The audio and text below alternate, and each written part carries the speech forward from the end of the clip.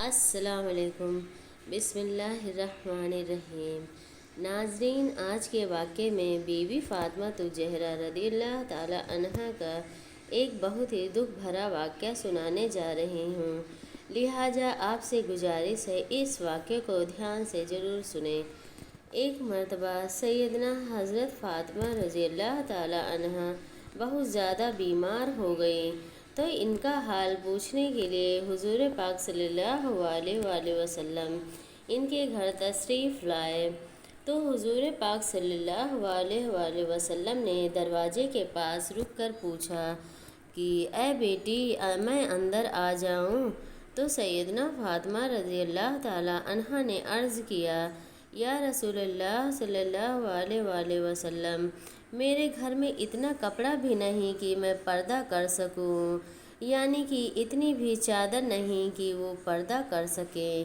اللہ اکبر۔ حضور صلی اللہ علیہ وآلہ وسلم کی لاڈلی، جنت کی عورتوں کی سردار، جنت کے سرداروں کی ماں اور اللہ کے شیر کی بیوی اس حال میں ہے کہ گھر میں چادر پردے کو نہیں، تو آپ صلی اللہ علیہ وآلہ وسلم نے اپنی چادر عطا کروائی کہ میری چادر سے پردہ کر لو۔ آپ صلی اللہ علیہ وآلہ وسلم اندر تشریف لائے اور حضرت فاطمہ سے پوچھا، اے بیٹی، کیا حال ہے؟ انہوں نے فرمایا، یا رسول اللہ صلی اللہ علیہ وآلہ وسلم، بھوک دور کرنے کا کوئی اسباب نہیں، یعنی کہ روٹی بھی نہیں ہے اور بیماری کے علاج کے لیے پیسے بھی نہیں ہیں۔ تو حضور اکرم صلی اللہ علیہ وآلہ وسلم نے اپنی بیٹی کو گلے سے لگایا اور آپ بھی رونے لگے۔ اللہ اکبر۔ تاریخ کے پتھروں کی بارش میں رونا نہیں آیا، لیکن بیٹی کا یہ حال دیکھ کر نبی پاک صلی اللہ علیہ وآلہ وسلم کا دل پسیج گیا۔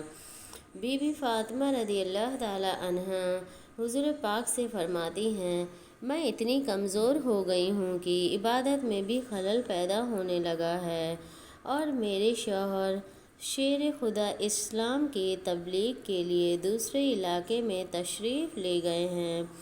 گھر میں کھانے پینے کے لیے کافی دنوں سے کچھ نہیں ہے۔ یہ بات کرتے ہوئے حضرت فاطمہ رضی اللہ تعالی عنہا کی آنکھوں سے آنسو ٹپک پڑے۔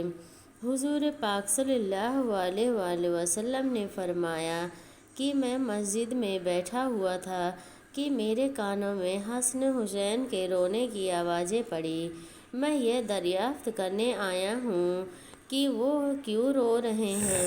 بی بی فاطمہ حضور سے فرماتی ہیں کہ یا رسول اللہ، میرے بچے 2 دن سے بھوکے ہیں، چونکہ آج تیسرا دن ہو گیا ہے، تو اب ان سے مزید بھوک برداشت نہیں ہو سکتی۔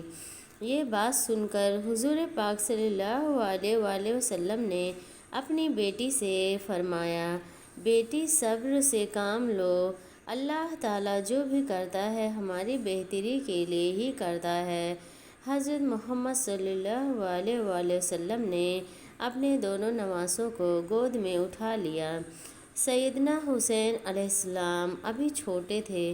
حضور پاک صلی اللہ علیہ وآلہ وسلم نے ان کے منہ میں اپنی زبان کو ڈالا تو وہ چپ ہو گئے۔ حضرت محمد صلی اللہ علیہ وآلہ وسلم نے بڑے نواسے حضرت حسن علیہ السلام کو اپنے کندھوں پر بٹھایا تو وہ بھی چپ ہو گئے۔ اتنے میں مسجد نبوی سے اذان کی آواز آنے لگی، تو بی بی فاطمہ رضی اللہ تعالی وضو کرنے کے لیے اٹھیں تو نحافت کی وجہ سے زمین پر گر گئیں۔ اللہ اکبر۔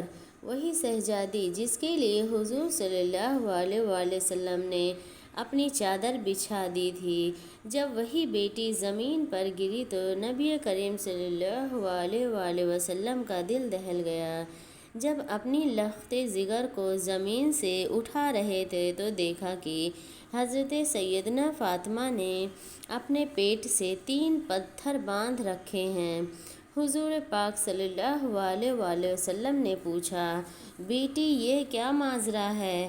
تو سیدنا فاطمہ فرماتی ہیں، بابا جان، جب میں ایک دن بھوکی رہی تو میں نے اپنے پیٹ سے ایک پتھر باندھ لیا۔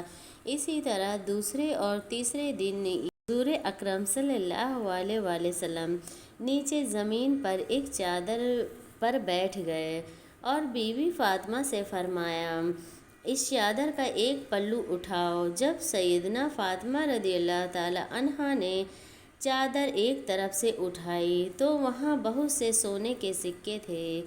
آقا دو جہاں نے فرمایا، بیٹی یہاں سے جتنے چاہے سونے کے سکے لے جا سکتی ہو، لیکن ان کا حساب و کتاب آپ کو آخرت کے دن اللہ تعالیٰ کو دینا ہوگا۔ یہ بات سن کر بی بی فاطمہ رضی اللہ تعالیٰ عنہا نے چادر کا پلو واپس رکھتے ہوئے فرمایا کہ یا رسول اللہ، مجھے ان سکوں کی ضرورت نہیں۔ حضور پاک صلی اللہ علیہ وآلہ وسلم نے بی بی فاطمہ کو گلے لگا کر فرمایا، بیٹی تیرا یہ صبر قیامت تک یاد رکھا جائے گا۔ اے میری لاڈلی، علی اللہ کی کتاب کا علم لوگوں تک پہنچانے کے لیے گیا ہے تاکہ دین اسلام خوب پھیل سکے۔ میری پیاری بیٹی، صبر کرو، اللہ تعالیٰ صبر کرنے والوں کو خوب پسند کرتا ہے۔ اس کے بعد حضور پاک صلی اللہ علیہ وآلہ وسلم نے اپنے پیٹ سے کپڑا ہٹایا تو بیٹی نے دیکھا کہ آپ کے پیٹ 4 پتھر بندھے ہوئے ہیں۔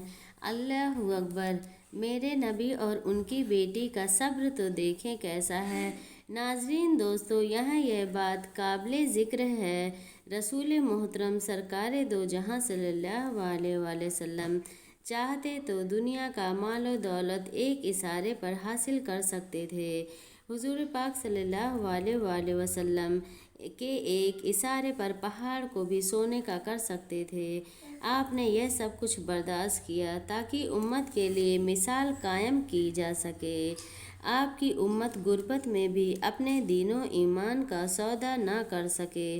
حضور پاک صلی اللہ علیہ وآلہ وسلم کی امت یہ نہ کہہ سکے کہ ہمارے پیغمبر نے تو شان و شوکت اور خوب مال و دولت کی زندگی بسر کی، تو پھر ہم بھوک پیاس کی زندگی کیوں بسر کریں۔